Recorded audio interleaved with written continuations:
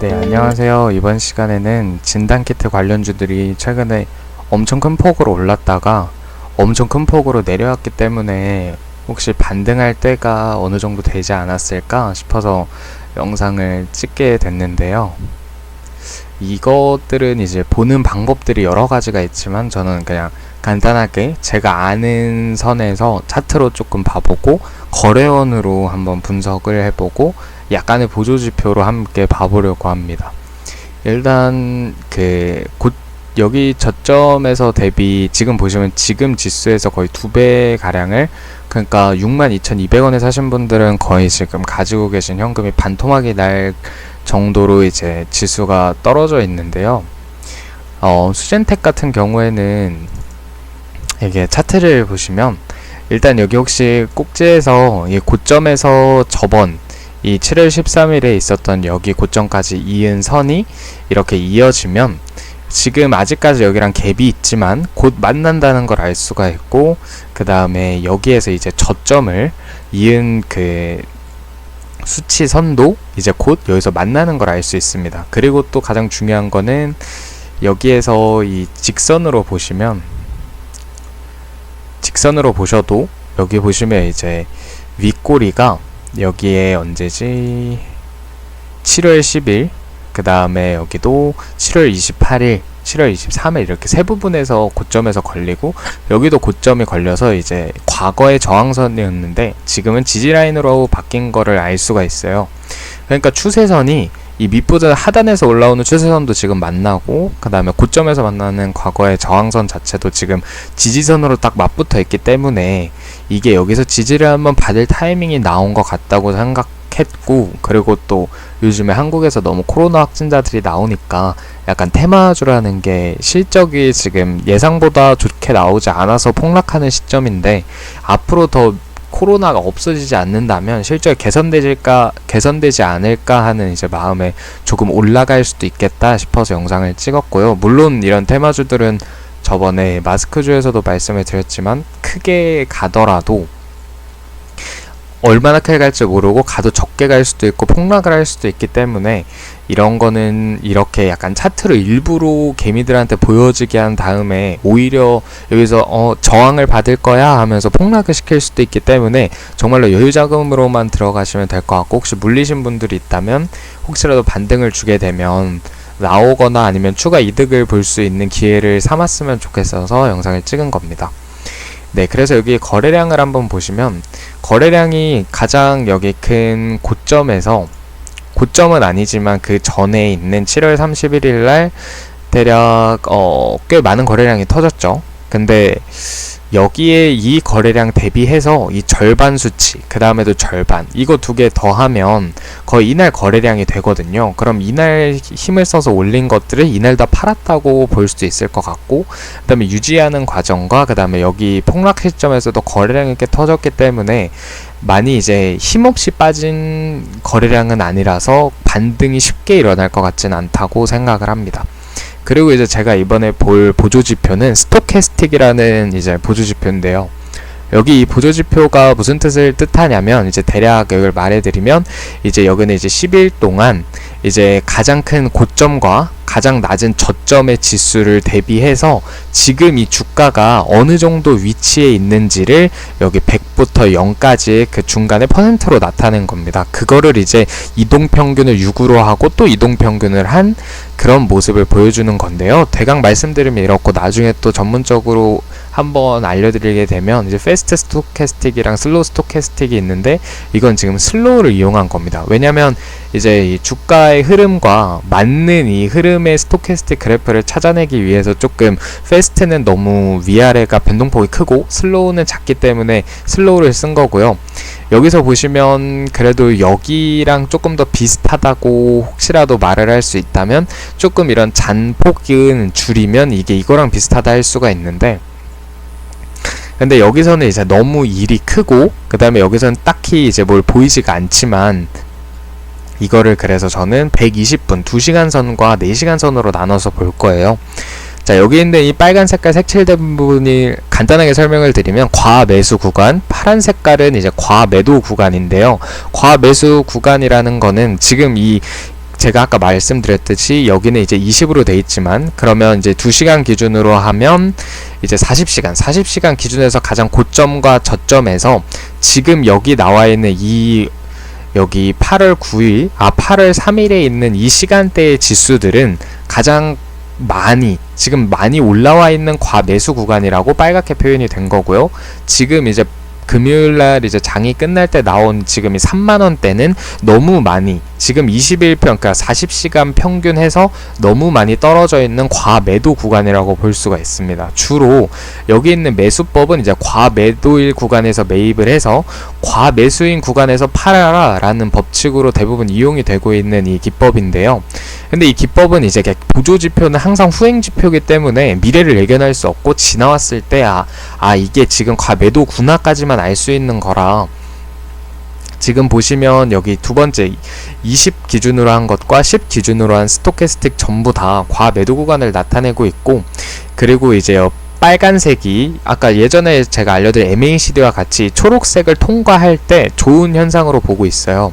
근데 이걸 보면 아직 통과하지 못했고, 얘도 아직 통과를 이제 막 그러니까 단기적으로 봤을 때는 이게 약간 추세 전환이 일어나려 하고 있고, 20시간 기준으로는 좀 추세 전환이 일어나려 하고 있고, 40시간 기준으로는 아직 추세 전환이 일어나지 않았어요. 하지만 지금까지 수젠텍을 봤을 때 여기서 보시면 지금 이 딱 지지 라인에 걸쳐 있는 모습과, 정말 지지 라인이죠. 과거의 저항 라인을 정확히 끼고 있고, 그 다음에 지금 이 보조지표로도 과매도 기간이니 과매도 구간이기 때문에 곧 반등이 있지 않을까 하는 마음에 찍어 올리게 됐고요. 만약에 큰 힘으로 반등을 하게 된다면 아마 제 생각에는 이쯤까지는 한번 갈 수도 있을 것 같다는 생각이 들고요. 그리고 여기에 모여있는 일단 33,000원대를 뚫는 것도 좀 중요할 것 같다고 생각이 드네요. 그리고 제가 이게 약간 보조지표적으로는 이렇게 해석을 할 수 있고, 제가 이제 추가적으로 외국인의 수급과 거래원으로 조금 보려고 해요. 수젠텍은 약간 거래원이 그렇게 중요하지는 않지만, 그때 여기 제가 이날을 기준으로 볼 건데요. 처음 상을 간 날을 보면 7월 30일이에요. 그러면 7월 30일 때는 외국인의 수급이 어느 정도 됐냐라고 하고 봤더니, 일단 상을 찍기 전날까지는 0.08, 그 다음에 상을 찍은 다음에 0.05로 오히려 팔았지만, 그 다음날 터진 거래량에서는 0.72까지 올라와요.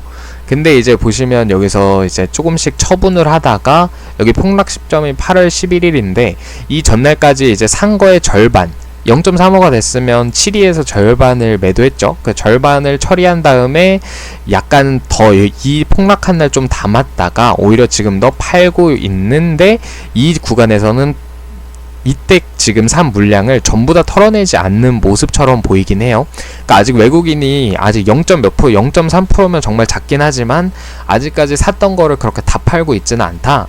그러니까 몇만 주 정도는 들고 있다, 이렇게 보시면 될 것 같아요. 그리고 거래원으로 한번 수젠텍을 보면, 수젠텍은 아마 이렇게 크게 보시면 이때부터 저는 이제 이 5월 26일 아니면 여기 올라왔다 내려왔으니까 6월 3일부터 이 상 찍기 전인 7월 29일까지를 저는 매직 기간으로 짧게 보면, 6월 3일부터 7월 29일까지를 매직 기간으로 보면 삼성증권이 가장 큰 양을 매수를 했네요. 그러면 이 삼성증권이 가장 크게 만약 매수를 했다면 끌고 왔을 확률이 있으니까 미래에셋과 삼성증권을 바탕으로 이제 팔았나 안 팔았나를 볼 건데요. 그럼 7월 30일부터 폭락하는 날이 8월 10일이니까 그 고점 10일까지 했을 때, 8월 10일까지 했을 때 팔았나 하고 보니까 삼성증권이 오히려 더 매수를 한 부분이 있네요. 그러니까 얘는 다 나가지 않았고 미래에셋도 좀 더 산 경향이 있어서 다 그렇게까지 빠져나간 것 같진 않다고 보입니다. 그러면 폭락을 한 시점에서 금요일까지를 한번 보면, 폭락할 때 이제 삼성증권이 산 만큼 거의 다 나갔고 미래에셋도 다 나갔습니다. 그럼 이때 매수한 거를 어쨌든 간 이 구간에서 좀 많이 팔아치운 경향이 있기 때문에 이 매수한 양이 잔량이 약간씩은 남았지만 좀 많이 나간 것 같고, 키움증권은 대부분 개미들이 많이 쓰는 창구라고 알려져 있는데 이때 이제 32만 준 거를 보면 약간 개미들이 많이 물렸다, 이 구간에 이렇게 해석할 수 있을 것 같아요. 그럼 이 구간을 다시 뚫어 올릴 때는 개미들이 올라가는 만큼 자기 본전이 오면 투매를 할 거잖아요. 그럼 던지는 거를 받아낼 만큼 호재가 있냐, 그거를 계산해야 하기 때문에 크게 오를 수 있을지는 약간 의문인 것 같지만 반등하는 지점까지는 온 것 같다고 볼 수 있을 것 같습니다. 그러니까 단기적으로는 반등을 할 수 있을 것 같아요. 그래서 랩지노믹스도 한번 보면, 랩지노믹스는 여기가 일단 저항선이고 아니면 뭐 또 걷자면 여기인데 아직 저항선까지는 그렇게 근처에 오진 않았어요. 그리고 사실 여기도 저항선이었는데 이 날에 엄청난 대량 거래량으로 그냥 저항선을 뚫어 내렸어요. 그래서 그냥 뚫려버렸고, 여기서 이제 원래 큰 양봉의 절반 가량에서도 저항선이라고 치고 있긴 해서 여기서 걸리거나 아니면 제 생각에는 이 지점에서 어디지? 34,600원? 이 전 5월 15일 고점 아니면 이 밑에 있는 여기 31,000원까지도 떨어질 수도 있다 보지만, 키트주들은 하나가 오르면 다 같이 따라가서 오르는 경향이 있기 때문에 곧 갈 수도 있지 않을까 보고요. 얘도 물론 보니까 스토캐스틱이 이제 다 과매도 구간이라 지금 매수를 조금 더 지켜본 다음에 매수를 해도 괜찮을 것 같은 구간은 맞습니다. 그리고 종목별로 보시면 이건 정말 이례적인데요. 이때는 얘가 이제 튀기 시작한 날이 7월 23일인데 그러면 23일 전에 있는 이제 외국인 수급을 제가 볼 건데요. 7월 23일은 외국인 수급이 이제 튀기 전날에 0.8에서 오히려 외국인에서 1%를 사고 이제 거의 다 털었어요. 근데 여기 폭락을 시작한 8월 12일부터 갑자기 이제 7월 2일 7월 2일이 아니라 8월 14일 금요일날 외국인들이 대량 매수를 하면서 오히려 비중이 늘었기 때문에 얘는 지금 왜 샀는지, 아니면 이 외국인이 실제로 외국 창구로 산 외국인이 맞는지는 약간 봐야 알 일일 것 같습니다. 그래서 얘는 외국인이 너무 대량으로 샀기 때문에 거래량을 외국인 창구로는 알 수 없을 것 같고요.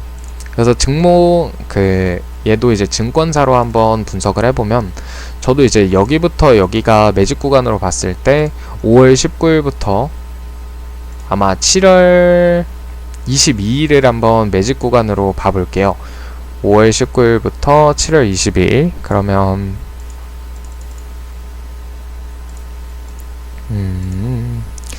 자, 여기서 보시면 미래에셋, 키움은 일단 개미일 수도 있지만 일단 키움, 미래에셋, KB 이렇게 담았네요. 그리고 여기 이제 7월 23일부터 8월 이제 10일까지 보시면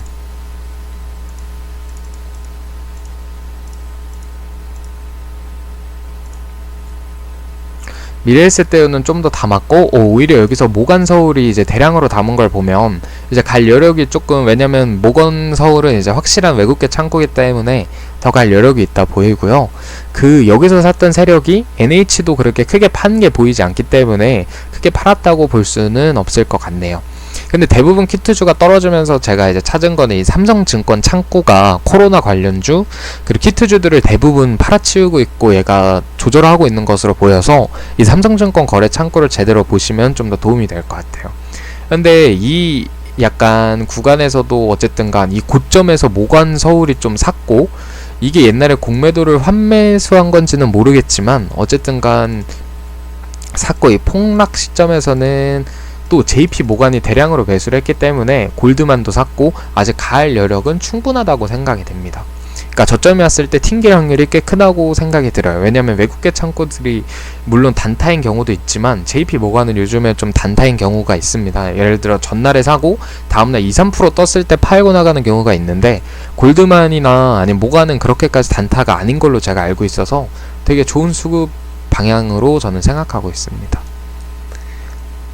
CJ는 지금 약간 떨어지고 있는 추세라 제가 확실히 분석은 못 해드리겠고, 어쨌든 간 여기서 걸릴 수도 있고 여기서 걸릴 수도 있지만 분으로 봤을 때 이제 10으로 나눈 이거를 봤을 때는 이제 20시간 기준으로는 과매도가 맞지만 아직 과매도 구간에 오지 않아서 어디에 이제 걸쳐질지는 일단은 여기서 보시면 여기도 몇 차례 왔다 갔다 한 저항 구간이기 때문에 여기도 지지 라인이 될 수 있어요.